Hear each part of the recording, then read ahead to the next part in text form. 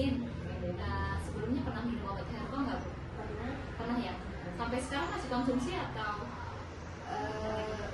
Kadang-kadang. Oh, kadang-kadang. Bu, saya minta waktunya 5 sampai 10 menit. Saya akan kasih edukasi terkait obat herbal yang aman untuk kita konsumsi itu seperti apa. Kan kebetulan ibunya masih konsumsi sampai sekarang walaupun kadang-kadang ya Bu ya. Jadi obat herbal itu sendiri yaitu produk kesehatan yang berasal dari bahan alami, terutama tumbuhan yang digunakan untuk menjaga kesehatan, mencegah atau membantu mengobati berbagai macam penyakit. Jadi kalau zaman dulu nih biasanya orang-orang itu minum obat herbalnya seperti kunyit, jintan, kemudian ada yang jahe, direbus-rebus itu kemudian diminum. Tapi seiring berjalannya waktu, sekarang sudah agak modern sedikit ya Bu. Sekarang sudah dikemas dalam bentuk, ada yang bentuk susu, ada yang bentuk obat ya, tablet seperti itu dikemas dengan pabrikan. Nah, tetapi yang harus kita sikap di sini, yang harus kita perhatikan yaitu obat herbal yang aman itu seperti apa. Jadi kalau kita beli pabrikan, Ibu tadi bentuknya apa Bu? Susu atau? Kayak minuman saset. Oke, minuman saset ya. Nah, pastikan dia memiliki izin edar dari BPOM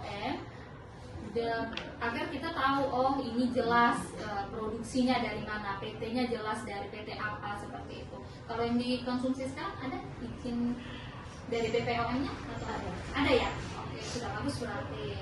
Kemudian pastikan juga dia memiliki komposisi bahan dan tanggal kadaluarsa yang jelas. Jadi di kemasannya itu kita lihat, oh ini ada komposisinya, apa saja bahan-bahan yang dimasukkan di situ. Kemudian dia ada tanggal kadaluarsa yang jelas. Kan biasanya kita juga kalau beli makanan pasti kita lihat nih komposisinya, tanggal kadaluarsa itu pertama kali kita lihat. Nah sama saja kalau kita beli obat-obat herbal juga kita pastikan dia memiliki tanggal kadaluarsa yang jelas dan komposisinya juga jelas apa saja di situ. Nah, jangan jangan tergiur dengan klaim yang berlebihan. Misalnya nih menyembuhkan berbagai macam penyakit dengan jangka waktu yang sangat pendek. Misalnya 1 bulan bisa menyembuhkan berbagai penyakit asam urat, hipertensi segala macam itu bisa disembuhkan oleh satu jenis obat. Nah, kalau sudah diklaim seperti itu kita jangan gampang percaya. Biasanya kan tahu dari teman, dari tetangga, saudara, ini minum obat ini bisa menyembuhkan. Kalau sebelumnya Ibu minum obat herbal apa? Jaga imun, oke.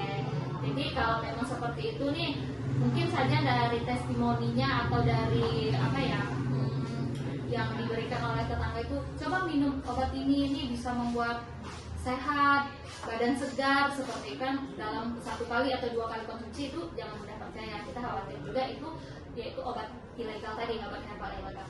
Kemudian ya biasanya dijual secara daring. Daring itu seperti Shopee, TikTok, atau Facebook nih zaman sekarang banyak ibu-ibu Facebook tuh banyak sekali yang jual-jual seperti itu.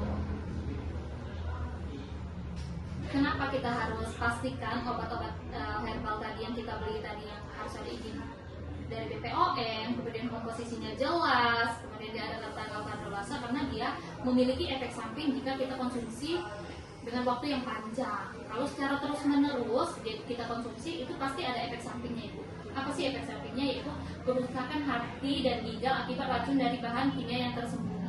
Jadi obat herbal yang kita konsumsi tadi, kalau yang ilegal itu sudah pasti ada bahan kimia yang berbahaya untuk tubuh. Makanya tadi mereka biasanya tidak cantumkan komposisi. Nah, itu ada bahan kimia yang disembunyikan. Nah, itu mengakibatkan kerusakan hati dan ginjal kita. Jadi yang tadinya hati dan ginjal kita itu baik-baik aja, itu bisa jadi nanti rusak gitu karena itu obat herbal yang ilegal. Kemudian ada gangguan pencernaan, mual atau alergi berat. Nah biasanya yang seperti ini gangguan pencernaan, mual ini kita anggap itu kalau biasanya ini orang bilang emah. Ya mungkin kalau sudah keseringan itu bisa jadi dari efek dari obat herbal yang kita konsumsi tadi. Kalau secara terus-menerus karena obat herbal yang ilegal itu biasanya membuat kita kecanduan atau ketergantungan. Jadi kalau kita tidak minum dia pasti akan misalnya badan kita jadi lebih tidak enak lagi. Jadi harus kita konsumsi lagi seperti itu.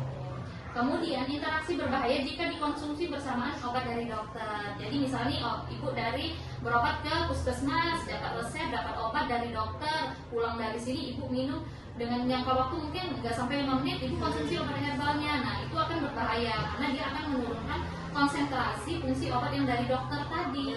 Jadi penyakit yang harusnya sembuh dengan obat dokter malah tidak jadi sembuh, seperti itu. Ini tadi ketergantungan akibat zat aktif yang kita tidak ketahui tadi, seperti itu. Jadi kalau memang mau minum obat herbal, tadi pastikan kita ada BPOM-nya, kemudian beli di toko-toko resmi atau di apotik. Nah, lebih tepatnya kalau ibu mau beli, silahkan beli di apotik.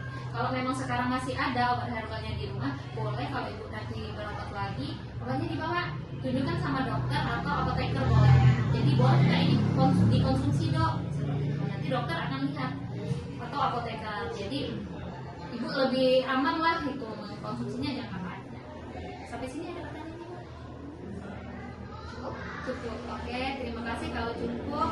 Jadi seperti ini ya bu. Nanti kalau mau beli lagi coba di apotik dan nanti di apotik. Kemudian obatnya yang sudah ada sekarang boleh nanti dibawa ke puskesmas tunjukkan ke dokter. Terima kasih.